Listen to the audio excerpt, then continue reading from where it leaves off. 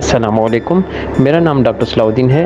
आज मैं आपको medicine surgery radiology FCPS part 1 सितंबर अटेम्प्ट के बारे में गाइड करूंगा। इन तीनों स्पेशलिटीज़ को इकट्ठा गाइड करने का मकसद ये है कि इन तीनों स्पेशलिटीज़ के पेपर आलमोस्ट सेम पैटर्न पे डिज़ाइन होते हैं। आम तासुर ये पाया जाता है कि मेडिसिन में ज़्यादातर फिजियोलॉजी के एमसीक्यूज़ होते हैं और सर्जरी में ज़्यादातर एनाटमी के एमसीक्यूज़ होते हैं, बल्कि हकीकत में ऐसा नहीं है। हकीकत में दोनों के एमसीक्यूज़ की इक्वल डिस्ट्रीब्यूशन होती है और रेडियोलॉजी में भी ऐसा ही है। इस वजह से इन तीनों स्पेशलिटीज़ को मैं आज इकट्ठा डिस्कस करूँगा।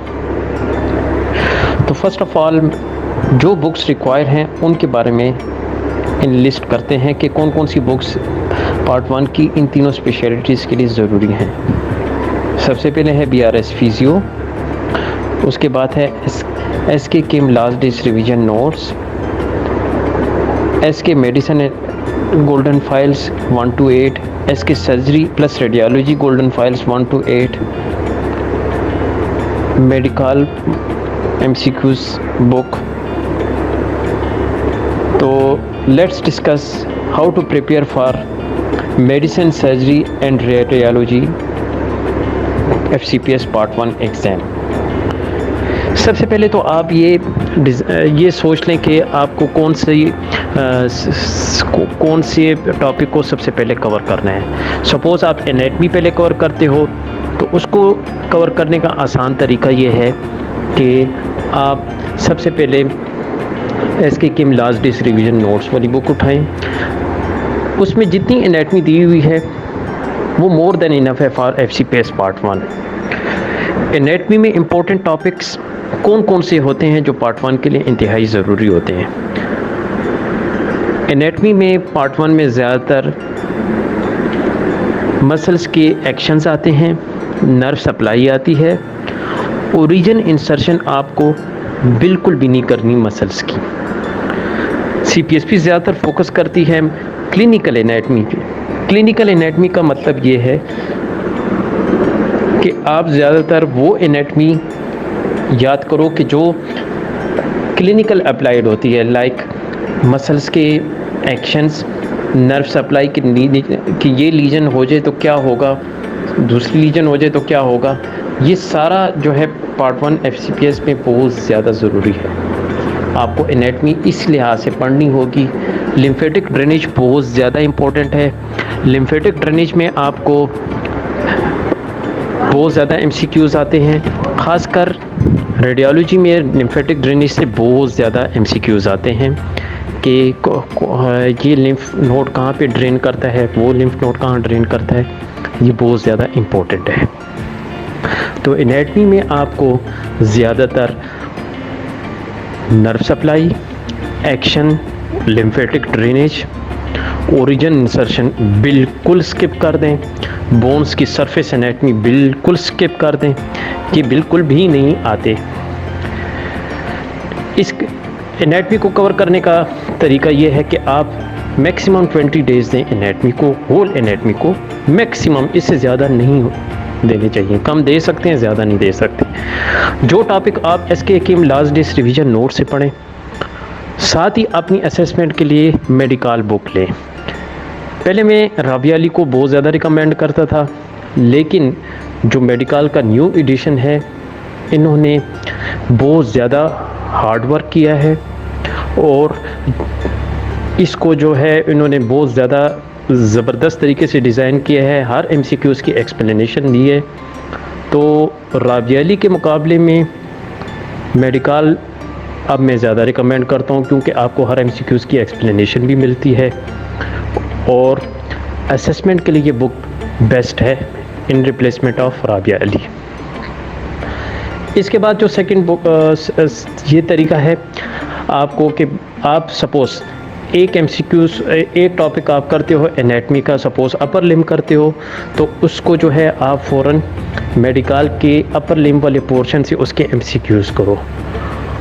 तो सपोज़ आप वहाँ से 80% से अबव मार्क्स लेते हो उन MCQs को करते हुए, तो आप उसके बाद नेक्स्ट टॉपिक शुरू कर लो, लाइक लोअर लिम्ब शुरू कर लो। अगर 80% से कम मार्क्स आप लेते हो तो फिर दोबारा से अपर लिम्ब को शुरू कर लो। ये एक पढ़ने का तरीका, एक ट्रिक है। साथ में मैं ये बताता चलूँगा कि जो जो MCQs आप एक दफ़ा गलत करते हैं उनके ऊपर स्टार मार्क करें। अगर वो स्टार मार्क करने का मकसद ये है कि अगर वो MCQs फर्स्ट ग्लैंस में आपसे गलत हुआ है तो काफ़ी चांसेस हैं कि वो पेपर वाले दिन भी आपसे गलत हो। इस वजह से आप जो है उसको अपनी यादाश्त के तौर पे उस पर स्टार मार्क करें। जब लास्ट डेज शुरू हों तो लास्ट डेज एग्ज़ाम के हो रहे हो तो वो जो स्टार मार्क किए हुए आपके MCQs होंगे उनको दोबारा से आप अच्छी तरह से करें ताकि आपका पेपर वाले दिन वो गलत ना हो। इसके बाद हम फिजियोलॉजी शुरू करते हैं। फिजियोलॉजी को भी आप 20 डेज़ दें। 20 डेज़ फिजियोलॉजी को देने का मकसद ये है कि एनाटमी और फिजियोलॉजी ये आपके मेन टॉपिक्स हैं, इससे आपको काफ़ी पेपर आता है। 20 डेज़ आप फिजियोलॉजी को दें। BRS फिजियोलॉजी को उठाएं, वहाँ से जो टॉपिक आप करें साथ में आप SK Kim last days revision note से भी करें। इस तरह आपका टॉपिक ये कवर होता जाएगा। सपोज़ आप CVS वाला चैप्टर BRS फिजियोलॉजी से करते हो तो साथ ही उसके एक्स्ट्रा पॉइंट आप SK Kim last days revision notes में नोट करो। उसके बाद आप जो है मेडिकल बुक से अपनी असेसमेंट करो। मेडिकल बुक से असेसमेंट कैसे करनी है कि सपोज़ आपने CVS फिजियोलॉजी का chapter BRS physio plus SK Kim last days revision note से कर लिया तो आप उधर से अपनी असेसमेंट कर सकते हो, वहीं से अपना टेस्ट लो मेडिकल बुक से। सपोज़ आप 80% मार्क्स से ज़्यादा लेते हो तो फिर उस चैप्टर को स्किप कर दो, नेक्स्ट चैप्टर शुरू करो। और अगर उसे कम लेते हो तो दोबारा से वो चैप्टर पढ़ो। ये एक तरीका है। 20 डेज़ में आपने फिजियोलॉजी को इस तरह कवर करना है। इसके बाद आपके माइनर्स हैं। माइनर्स जो हैं वो आपने सब के सब SK Kim last days revision note से करने हैं। माइनर्स में क्या क्या आता है? माइनर्स में बायोकेमिस्ट्री आती है, जनरल पैथोलॉजी आती है, एम्ब्रियोलॉजी आती है, बायोस्टैटिक्स आती है, बायोकेम आती है, हिस्टोलॉजी आती है। ये सारे के सारे टॉपिक्स हमने SK Kim last days revision notes में मोर देन इनफ दिए हैं। सिर्फ कम नहीं बल्कि बहुत ज़्यादा दे दिए हैं। जितने वहाँ पे दिए हैं उधर से ही इतने करने हैं, इससे ज़्यादा आता नहीं है एग्ज़ाम में। तो पढ़ने का तरीका यही है कि आप जो है 20 डेज़ आप एनाटमी को दें, 20 डेज़ आपने फिजियोलॉजी को देने हैं और 10 डेज़ आपने माइनर्स को देने हैं। साथ में ये बताता चलूँ कि स्पेशल पैथोलॉजी भी आपकी जो है हम लास्ट डेज रिवीजन नोट्स में मैंने कवर की हुई है। उसमें जो है आपको काफ़ी टॉपिक्स हम जहाँ पे किम ने जो है सिस्टम वाइज चैप्टर दिए हुए हैं उसके एंड पे स्पेशल पैथोलॉजी को भी कवर किया हुआ है और हमने SK फर्स्ट एड के अंदर भी स्पेशल पैथोलॉजी के डिफरेंट टॉपिक्स दिए हुए हैं। अब बात आती है गोल्डन फाइल्स की। गोल्डन फाइल्स सबसे इम्पोर्टेंट चीज़ है पार्ट 1 के पेपर्स में। गोल्डन फाइल्स से पेपर 50 to 60% बनता है। गोल्डन फाइल्स का मतलब क्या है? गोल्डन फाइल्स का मतलब ये है कि आपके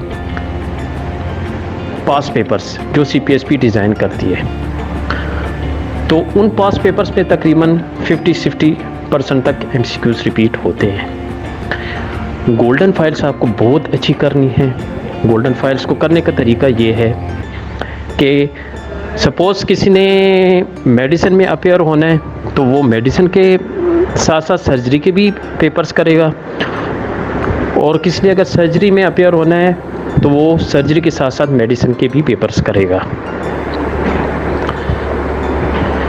जिसने रेडियोलॉजी में अपेयर होना है तो वो सर्जरी के भी पेपर्स करे, लेकिन वो मेडिसिन को स्किप कर सकता है। तो आपको गोल्डन फाइल्स करने का तरीका ये है कि डेली आपने 50 पेजेस आज से करने हैं। बाज़ लोग बहुत बड़ा ब्लंडर करते हैं कि वो लास्ट में गोल्डन फाइल्स करते हैं, जो कि एक बहुत ही गलत तरीका है, क्योंकि गोल्डन फाइल्स में तकरीबन 10,000 तक MCQs हैं जो कि एंड पे रिवाइज नहीं होते। आप जो है सबसे पहले मेडिसिन की, अगर सपोज़ आपकी स्पेशलिटी मेडिसिन है तो मेडिसिन की जो गोल्डन 1 to 8 है, SK गोल्डन 1 to 8, वो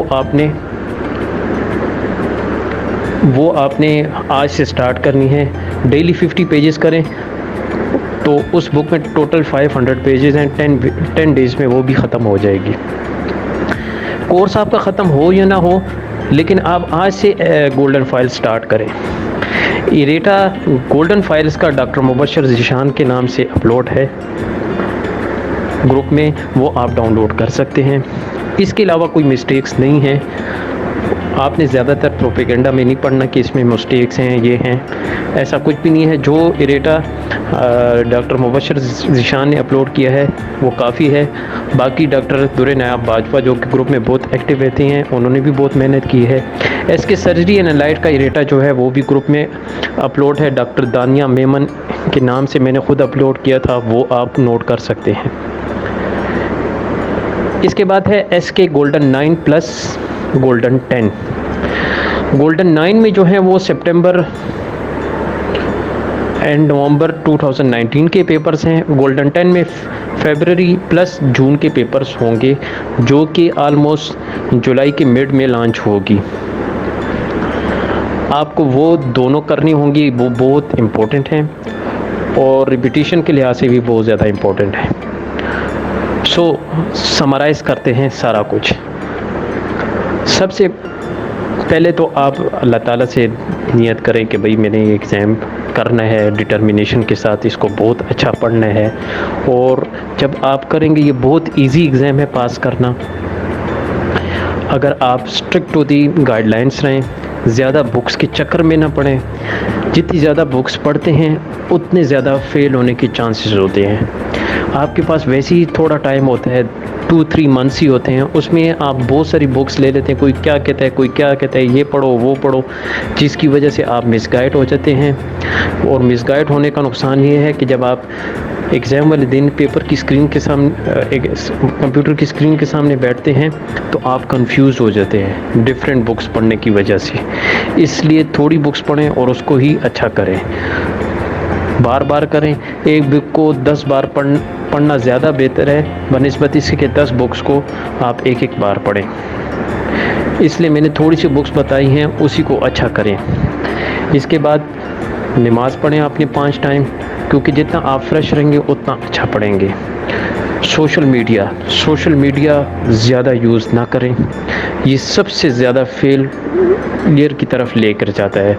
व्हाट्सएप, फेसबुक कम से कम इस्तेमाल करें। ये जब आप एक बार पास हो जाएंगे तो फिर आपके पास काफ़ी टाइम होगा, इसलिए आपने टाइम को ज़्यादा से ज़्यादा सेव करें। कोशिश करें इस एग्ज़ाम को फर्स्ट अटैम्प्ट में निकालें। एंड मेरी बहुत सारी दुआएं आपके साथ हैं।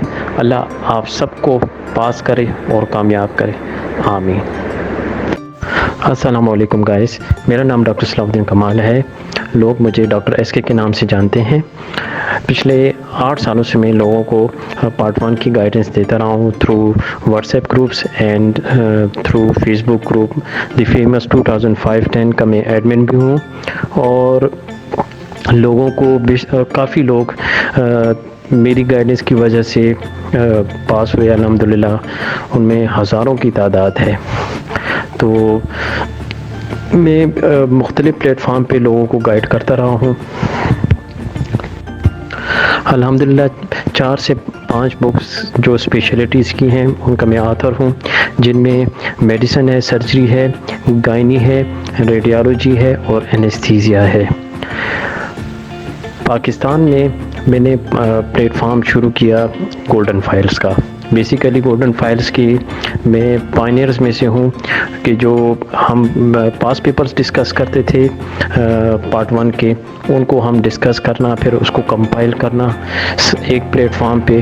तो बेसिकली हर स्पेशलिटी की गोल्डन फाइल्स मैंने अरेंज की और उनको एक बुकिश फॉर्म दी। तो मुख्तलिफ सीरीज़ है एस के सीरीज़, जो कि एस के मेडिसिन, एस के सर्जरी, एस के रेडियोलॉजी, एस के गायनी और एस के एनेस्थीसिया के नाम से पाकिस्तान में पहचानी जाती हैं।